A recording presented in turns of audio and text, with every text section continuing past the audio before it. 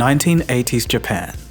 Tokyo was growing into a sprawling metropolis, reaching upwards into the sky and outwards as far as the eye could see. If you stepped into Tokyo's fashionable Ginza or Roppongi district at the time, you'd see the place alive with vibrancy and a touch of mayhem. Its nightscape was a carnival of excess and ambition. Bars, pubs, and nightclubs overflowed with the exuberant, the extravagant, and the ecstatic.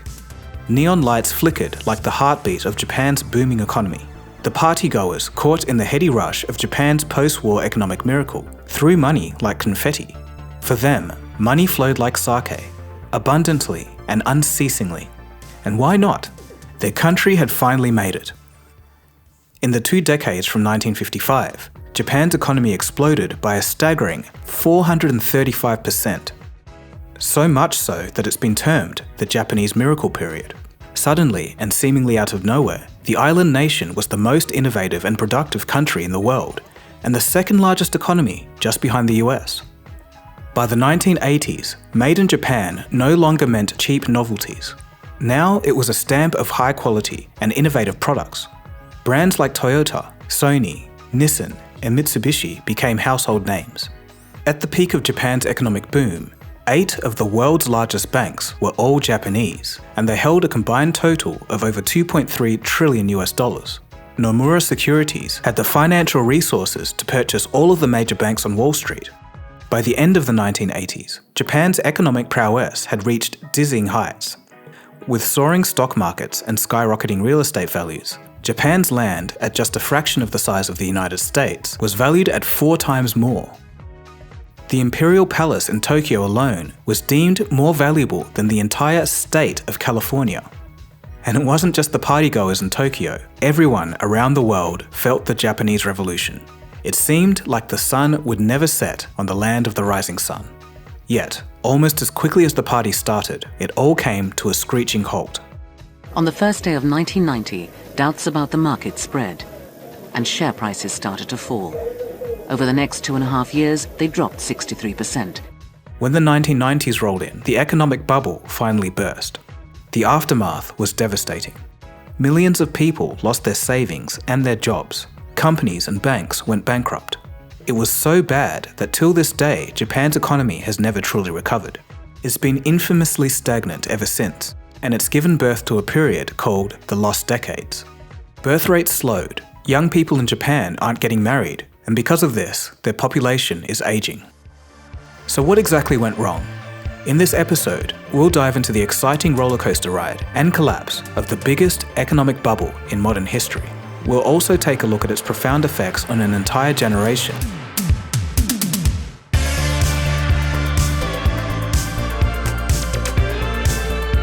You are watching ColdFusion TV.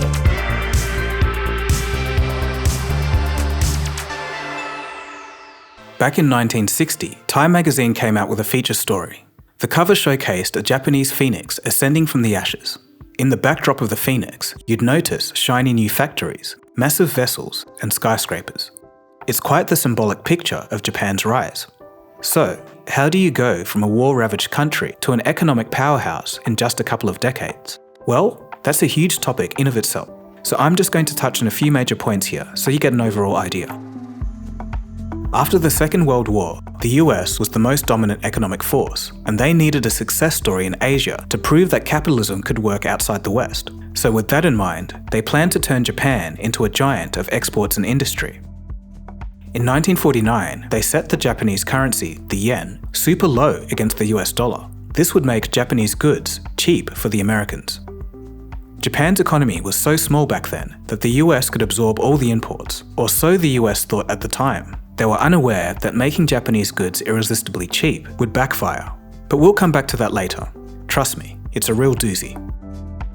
Anyway, after the end of the American occupation in 1952, Japan experienced a period of exponential growth, averaging 10% for 2 decades up until the early 1970s. Their cost-effective and motivated workforce, along with heavy industrialization policies and the rise of the keiretsu system, were key drivers. Think of keiretsu as a club where independent companies band together to share resources and protect themselves from outside competition. It creates a strong cooperative relationship. It's a bit like a cartel, but nicer. If one company struggles, others can help them out. If another company needs expertise, others will come and lend a hand. This system became the cornerstone of Japan's post-war economy. Japan's central bank, the Bank of Japan, also played a huge role in all of this. They had a policy called window guidance. It wasn't as complicated as it sounds, but basically, they quietly nudged commercial banks to lend money into key sectors like shipbuilding, electric power, coal, and steel production. All of these sectors were vital for Japan's economic development. By doing this, they aimed to get more investment flowing, ramp up production, and get the economy buzzing. Ironic looking back on it, because nowadays we just print money. Alright, and finally, to tie this all up, Japan went all in on exporting. They turned the global market into their playground. The 1964 Tokyo Olympics provided the perfect platform to introduce this new, dynamic, resurgent Japan and show it off to the world. The 1980s were undoubtedly the pinnacle of the Japanese economic boom. By then, they'd already established themselves as an economic powerhouse. Their influence was felt in every corner of the global economy. Their trade surplus was at unparalleled heights multiple times since the 1970s. After a brief deficit in 1980 due to the rise in oil prices, the country's surplus surged to a record-breaking $82.7 billion by 1986. Now, remember when I said the US would later regret their decision to help Japan? Well, that's starting to happen now. Japan's manufacturers were so successful that they were pouring cars and televisions, bikes and cameras into the United States.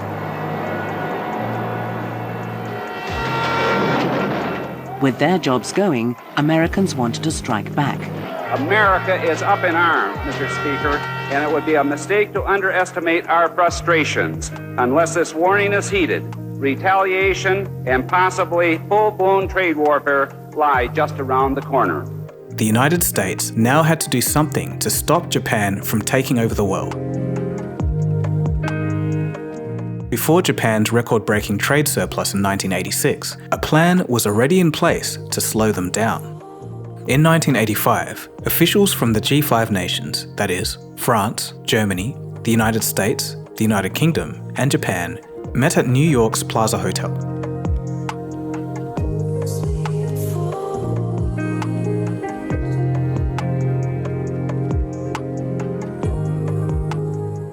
Japan finally gave in and agreed to ramp up the yen's value. Basically, they were effectively placing a self-imposed handicap on its own exporters. The core idea was simple: drive up the yen and lower the dollar. This would make Japanese exports to the US more expensive. Now hold on a second. Why would Japan do something like this in the first place? This seems like self-sabotage, like a sumo wrestler trying to tackle themselves out of the ring. Well, there were multiple factors. Number 1. External pressure. The US and other nations were pressuring Japan to appreciate its currency and shrink its trade surplus. They saw it as unfair and damaging to the global economy. Japan agreed to the deal, in part, to keep its ally relationship with the United States intact. Number 2. Internal pressure.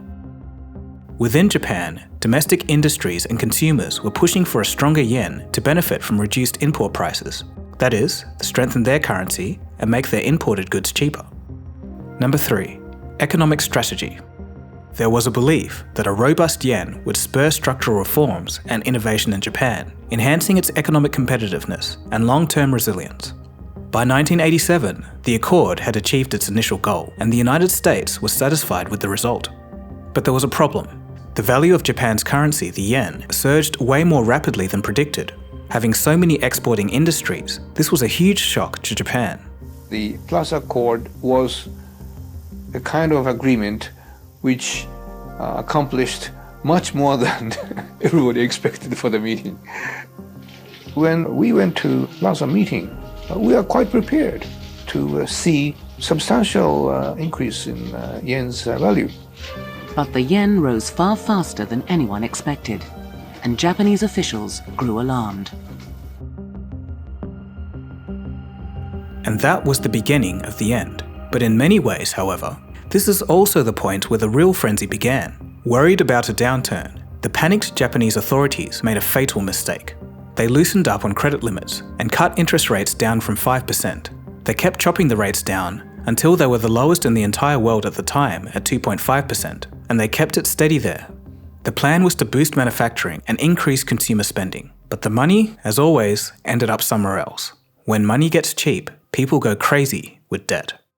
当時は20代とか30代でそんなに年収300万ぐらいでも銀行がお金を貸してくれる、どんどん貸してくれるっていうそういう時だったから、すごい若いのにマンション2個も3個も持ってる人とかいっぱいいた。So borrowing money in Japan was now incredibly cheap. Now the system gave tremendous power to banks, needless to say, because they were the ones injecting the capital into the system. It also gave tremendous power to the state. So the state controlled the flow of funds to banks and influenced the way banks allocated those funds. Investors took money from banks and poured it into the real estate market, causing land prices to skyrocket. Tokyo was already densely populated and faced a scarcity of land, which only drove prices higher. The land rush wasn't limited to big investors. Even farmers and small landowners found themselves sitting on a fortune. With 60% of Japanese owning their own homes, people felt wealthier than ever. The upward trend in land prices quickly spilt over into the stock market, creating a feedback loop of inflated asset values. Between 1985 and 1989, stocks and land prices soared by an astonishing 240% and 245% respectively. Japanese companies took advantage of accounting practices that allowed them to inflate their profits by reflecting the increasing value of their land holdings. This artificial boost in real estate wealth propped up share prices, further encouraging speculation. Companies weren't content with just owning land. Many of them started jumping into speculation themselves. Money was now growing on trees. It was getting out of control. The frenzy reached such proportions that many leading manufacturers, such as the car maker Nissan, made more money through speculative investments than through manufacturing cars. Among all of these, a strange trend began to develop, a golf club boom. Among the Japanese top executives, trading a golf club membership worth $3.5 million was just another day at the office. It sounds insane, but these memberships were coveted assets. The whole market totaled an astonishing $200 billion. To put that into perspective, that sum of trading golf club memberships exceeded Taiwan's entire GDP and came close to matching South Korea's GDP at the time. I literally laughed when I read that fact. It was just bonkers. Truly an era where wealth knew no bounds, and the small island of Japan was now the pinnacle of opulence. Japanese businessmen trotted around the globe with a shopping list. Mitsubishi Group grabbed New York's Rockefeller Center, and Sony snapped up Columbia Pictures. In 1986, Japan bought a whopping 75% of the US government bonds for sale. Usually, a country can't just make more money and use it to buy things from other countries. But Japan could, because the currency dealers didn't lower the value of Japan's currency. If the dealers didn't show concern about too much money being made, then the country can go on printing as much as it can to buy foreign currency. Japan did what the US did back in the 1950s and 60s. Back then, US banks printed a lot of money, and American companies used that fresh cash to buy companies in Europe. Now the US could do this because their dollar was tied to gold at the time, and that gave it stability. For Japan, it was their trade surplus.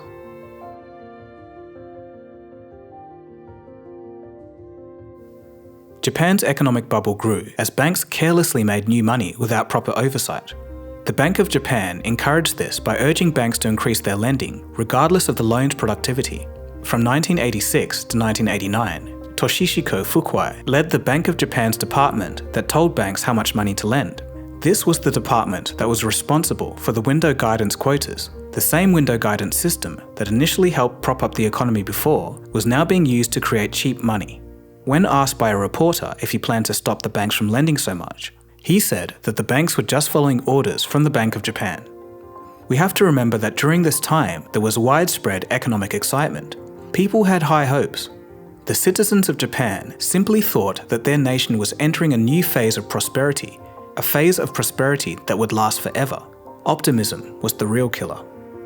In many ways, the authorities didn't want to stop the party. Everyone was making money. Everything's great, so why worry? In reality, They couldn't see the risks of such aggressive lending and asset price inflation. These very factors would soon come to destroy the economy of Japan. By the time 1989 rolled around, the cost of land in the private sector had soared to 2,000 trillion yen, up from 14.2 trillion yen back in 1969. And that's when the higher-ups started to take notice. In 1989, they finally put a cap on the loans related to real estate. Interest rates went up from 2.6% to 4.25% at the end of 1989, and then settled at 6% in 1990. But the damage was already done. Land and asset prices collapsed, and panic ensued. Well, it's a bleak Christmas ahead for Japan. The stock market on Monday sinking to its lowest close in over 2 years. Last week's collapse of one of Japan's biggest food traders was the 9th time this year that a listed company went under. In 1990 alone, the stock market dropped by 32%. More than $2 trillion in value was wiped out by December 1990. Then, in July 1991, the window guidance was abandoned. Now the bankers were left almost hopeless. Some major keiretsu banks started collapsing too.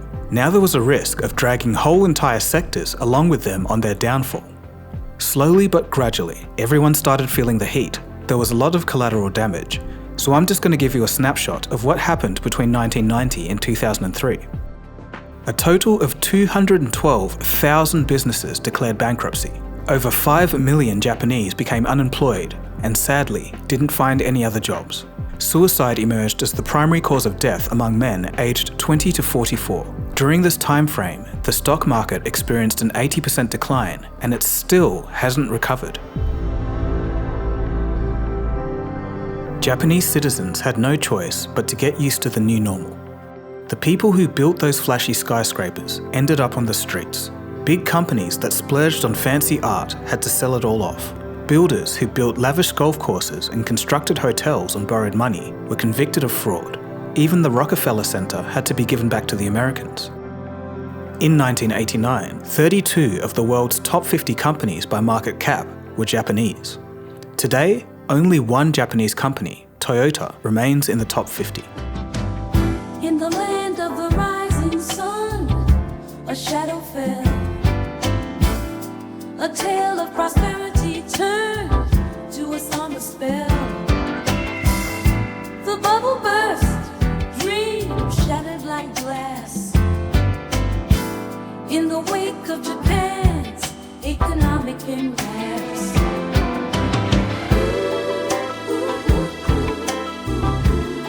Just glad it has. Skyscrapers stood tall, but the streets were cold. Families struggling, stories left untold. A nation once booming, now in despair, caught in the grip of an economic snare. Japanese companies used to be like tight-knit families. They would give you a job for life, a roof over your head, and take care of your health and retirement. In return, they expected you to stick with them through thick and thin. But when the economy imploded, even big names like Mazda had to call on Western executives to stop the bleeding. Ford took over and slashed through Mazda's workforce, only to leave 26,000 workers surviving. It was a huge cultural shock and a jolt to Japan's collective pride. The confidence that they had in their management style was shaken to the core. During the heydays of Japan, books were published, articles were written, and experts were attributing the island nation's success to high productivity and the relentless pursuit of innovation. Japanese management books became bestsellers, and Western businessmen eagerly sought the wisdom from 17th century samurai strategies. Japanese words like kaizen, or continuous improvement, became popular ideas worldwide. But suddenly, everything was flipped on its head. Japan's old ways of doing things, bureaucracy and lifetime employment, were no longer sustainable. The rigid structures that had once supported Japan's growth became its shackles. I'll give you one surprising example.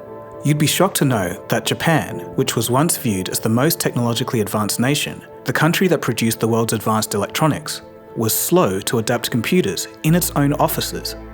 The excuse for this was the complexity of adapting software to the Japanese language, which has thousands of characters. This is just one example of how Japan's rigid systems and bureaucracy ultimately held it back.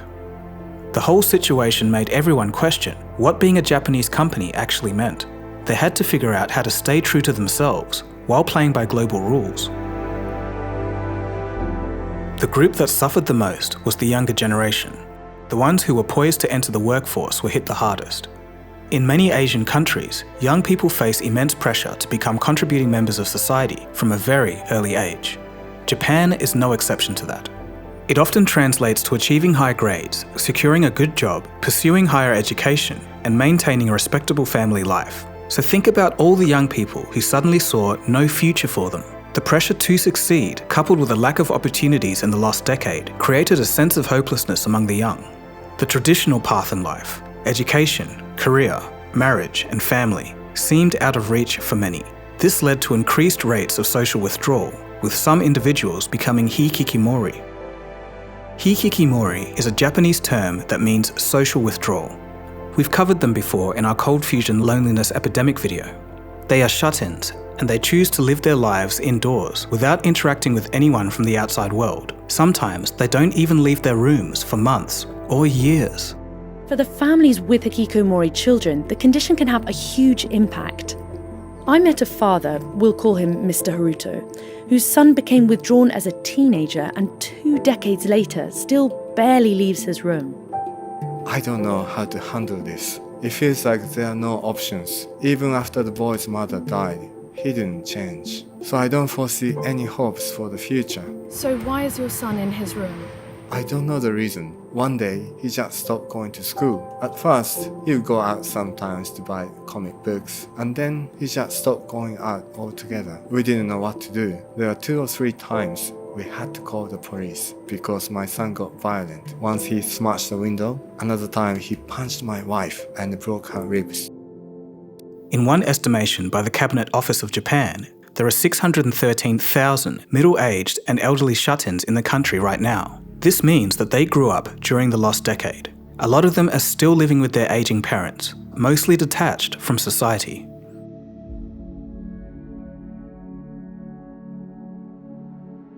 Between 1991 and 2003, Japan's GDP growth was only 1.14%. The following decade, from 2000 to 2010, showed a similar trend. It was just 1%.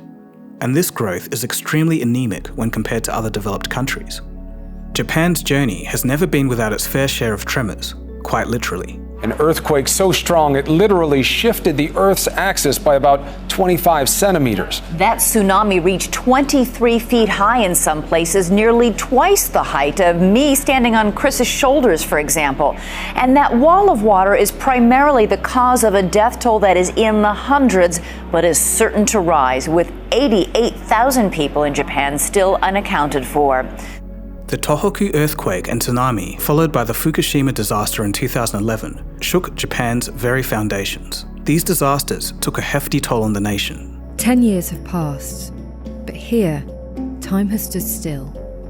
Frozen at 2:46 p.m, the exact moment a massive earthquake struck northeastern Japan and led to one of the worst nuclear disasters of all time. The 2008 financial crisis and recent pandemic have further increased Japan's debt. The economic stagnation over the decades has had a knock-on effect on society itself. Today, Japan stands as one of the most rapidly aging nations on the planet. A sizable slice of the population is now over 65, and thanks to low mortality rates and enviable longevity, this demographic is only set to grow. You can say it's kudos to the nation's healthcare and healthy living, but it's a challenge for the future. How will the diminishing young population grow up to support such a massive amount of elderly people? Especially since birth rates have been declining at a record rate. In 2023, the number of newborns in Japan dropped to just 758,000, a decline of 5.1% when compared to just 1 year earlier. This figure represents the lowest birth rate ever recorded in Japan. The reason for this drop, however, can be a variety of things. Many young people suggest that they are simply not interested in getting married and having kids. And this is because of economic pressures, high living costs, and longer work hours. It's safe to say, most of the time, the reason is financial. Then there's a shift in societal values, where younger generations prioritize personal growth and careers over starting a family. The government did try a few policies to encourage childbirth and child-rearing, but these efforts have largely failed. Japan went through a lot. Still, they remained the third largest economy in the world for a long time. Only recently have they dropped to fourth place after entering a technical recession. It really is a testament to their resilience, but they're nowhere near where they used to be before the economic disaster. The giant bubble of the 1980s in Japan may have burst, but the era's vibrancy still lingers in many people's memories, especially the ones who were lucky enough to live through that moment in Japan. It makes one wonder what could have been if the government had been more careful. However, it now serves as a lesson to all countries. It's like a delicate balance of cherry blossoms, blossoming in prosperity, yet fleeting in the winds of economic change.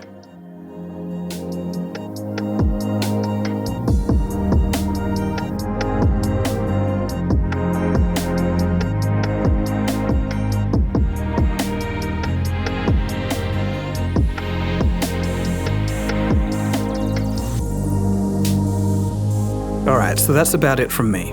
That was the story of the Japanese economic disaster, the biggest economic bubble in recent history. It's a topic I've always found interesting and did want to cover, so I'd love to hear your thoughts on this. Let us know in the comments section. So my name is Dagogo, and you've been watching ColdFusion. If this is your first video, hope you enjoyed it, and feel free to subscribe. Okay, so I'll see you again soon for the next episode.